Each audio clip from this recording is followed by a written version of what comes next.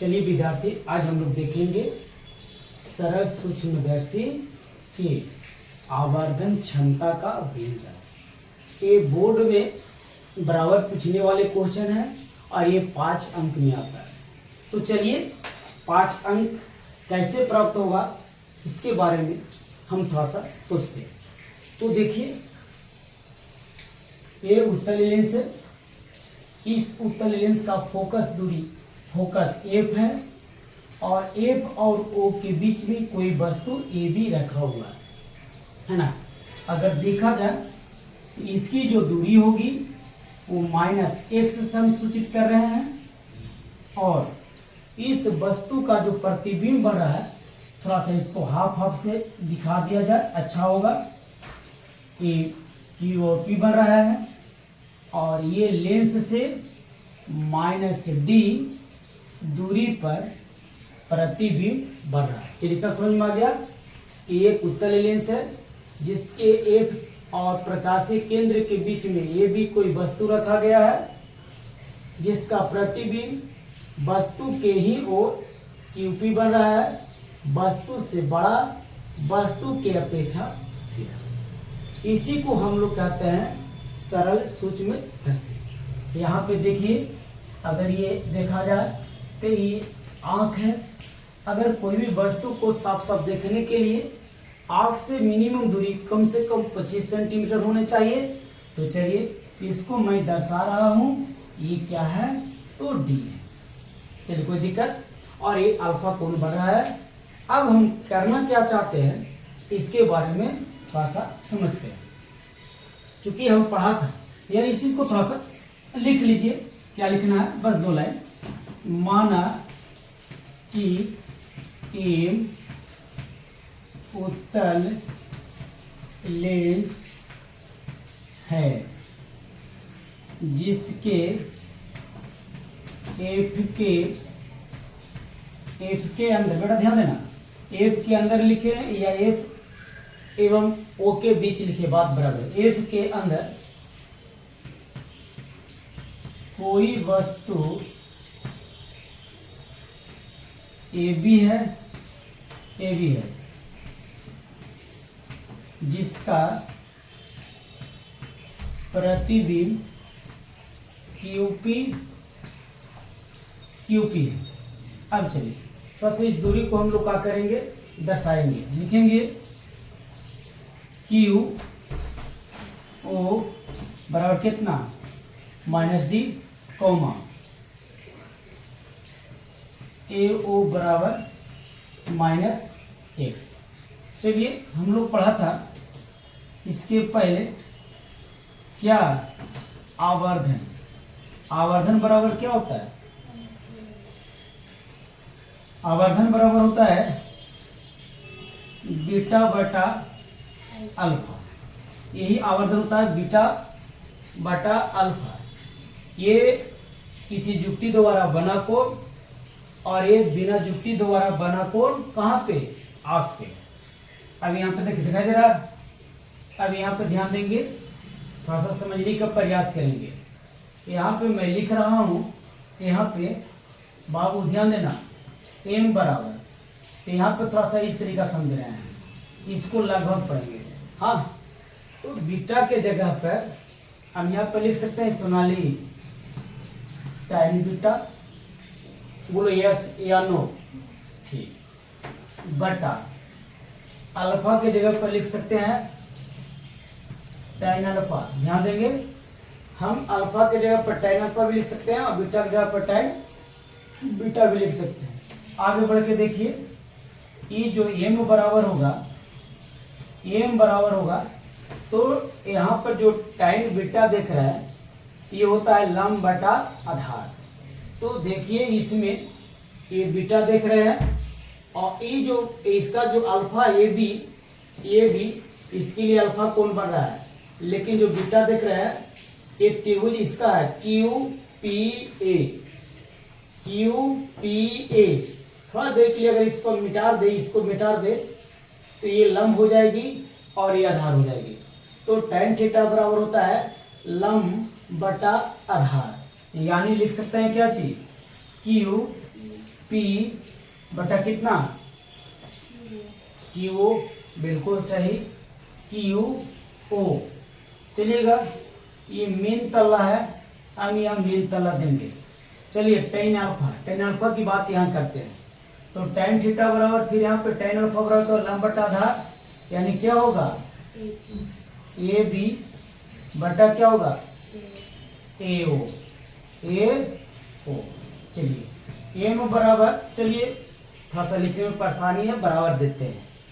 तो अब यहाँ पे देखा जाए मान को रखेंगे तो ओ यानी क्यू पी बटा क्यू ओ का मान कितना है माइनस डी, हम यहाँ पे माइनस डी लिखेंगे बटा। चलिए ए बी का तो मान मुझे पता नहीं है, ए बी बटा कितना ए ओ का मान क्या होगा माइनस डी, ए ओ डी, है ना। तो अगर यहाँ से अगर देखा जाए तो ये डी से ये डी क्या करेगा हट जाएगी, तो बच गया क्या बाबू, क्या बच गया बोलो ना, क्यू पी बटा ए पी। चलिए कोई तकलीफ, आगे बढ़ते हैं बाबू। अगर देखा जाए तो क्यू पी ओ एक त्रिभुज बन रहा है, फिर देखा जाए ए बी ओ एक त्रिभुज बन रहा है, दोनों त्रिभुज एक ही आधार पर बना है। अर्थात अगर दो त्रिभुज एक आधार पर बनते हैं तो वह त्रिभुज क्या होता है समरूप होता है, और जब त्रिभुज समरूप होती है तो संगत भुजा क्या होता है समानुपाती होता है। या हम क्या करना चाह रहे हैं, ये त्रिभुज और ये त्रिभुज को हम समरूप दिखाना चाहते हैं, और जब त्रिभुज के समरूप दिखा देंगे तो फिर क्या होगा संगत भुजा समानुपाती होगा, यानी बड़का त्रिभुज के लंब में छोटका त्रिभुज के लंब से भागा देंगे, बड़का त्रिभुज के आधार में छोटका त्रिभुज के आधार में क्या करेंगे भागा देंगे। तो चलिए तो यहाँ पे देख रहे हैं, हम दिखना चाह रहे हैं त्रिभुज, ध्यान देंगे क्यू पी ओ एवं, ध्यान देना क्यू पी ओ एवं त्रिभुज ए बी ओ क्या है समरूप है। तो संगत भुजा समानुपाती होगा। एक बार और मैं तुम्हें समझाना चाहता हूँ, समरूप कैसे हुआ, एक आधार पर बनल है।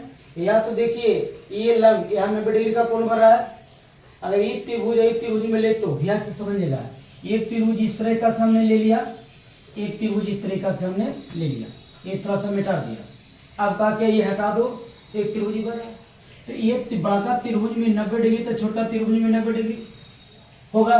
चलिए ये वाला कोण बड़ा त्रिभुज के लिए, तो ये वाला कोण छोटा त्रिभुज के लिए। तो किसी दो त्रिभुज में दो कोण अगर बराबर होती है तो उसका तीसरा कोण भी क्या होता है बराबर होता है। अगर दो त्रिभुज का तीनों कोण आपस में बराबर हो जाए तो त्रिभुज क्या होगा समरूप होगा। तो चलिए इतना हम लोग को तो समझ में आ ही गया। अब देखिए, अब जब त्रिभुज समरूप होते हैं तो संगत भुजा समानुपाती होता है, तो क्या करेंगे क्यू पी बटा क्या लिखेंगे ए बी, यहाँ लिखेंगे क्यू पी बटा ए बी बराबर, क्लियर, लिखेंगे क्यू ओ आधार, क्यू ओ बटा छोटा का आधार क्या है ए ओ।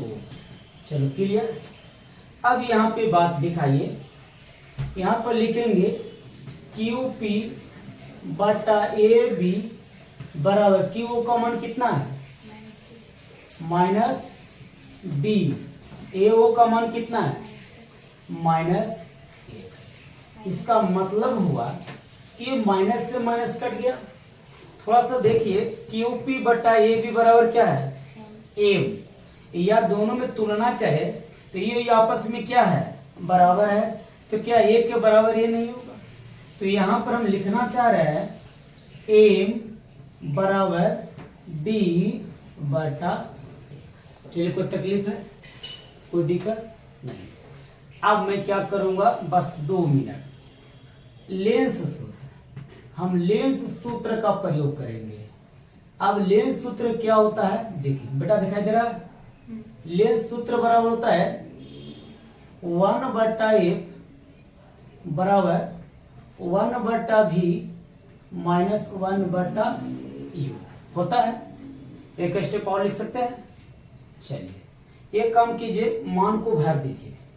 भी यहां से देखा जाए प्रतिबिंब ऊंचाई, तो भी के जब कितना भरेंगे, -d, यानी 1/f बराबर 1 कितना -d माइनस 1/u। यू के जगह पर कितना, यहां से वस्तु दूरी है ना, तो क्या होगा यहाँ पे -u। अब चलिए, क्या मेरे को मिला, दिखा दे रहा बाबू, नहीं। छोड़ दीजिए, यहाँ पे जगह है। अब यहाँ पे देखेंगे, यहाँ पर लिखेंगे 1/f बराबर माइनस माइनस प्लस, ये माइनस बना जाएगा, माइनस में 1/d प्लस 1/ क्या होगा x। यहाँ पे थोड़ा सा दिखा दीजिए, क्या दिखाना है कि v बराबर -d कहाँ से आया, u बराबर -u के जगह पे यहाँ पे देख रहे हैं क्या, यहाँ पर d भर दिया ना, तो यहाँ पर x होगा ना, x होगा ना। फिर से ध्यान से देखो बाबू, कहा कि ये v प्रतिबिंब दूरी -d, ये वस्तु है, तो -x रहेगा ना, तब माइनस माइनस क्या हो गया, प्लस। आगे बढ़ के देखिए, कहता है दोनों तरफ d से गुना करने पर, मतलब दोनों तरफ d से गुना कर रहे हैं, तो क्या मिलेगा बाबू बताओ, d/f बराबर -d/d प्लस d/ क्या, एक कट जाएगा, वो 1 आवेगा, तो क्या मिलेगा, d/f बराबर -1